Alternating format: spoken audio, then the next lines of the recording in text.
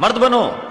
ऐसे लड़की के पीछे भागने से लड़की नहीं पटती। कौन का ऐसे रहे हो जैसे लड़की पटाने में पीएचडी किया है। अरे तुम हमारे बारे में जानते ही क्या हो भानु। अच्छा बताओ। हम वो हैं भानु जो पतिव्रता स्त्रियों का व्रत तोड़ गए। तो कुंवारी लड़कियां तो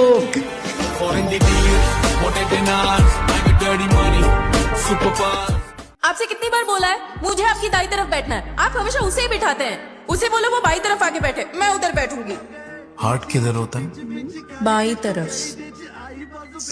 ये खौफ होना भी चाहिए।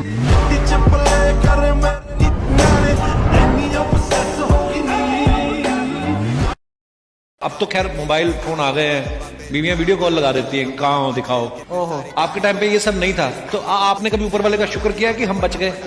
ऐसा कभी नहीं हुआ है। लोग रंगे हाथों पकड़े जाते हैं, सुना है? हम में से बहुत से ऐसे लोग हैं जो नंगे हाथों पकड़े जाते हैं।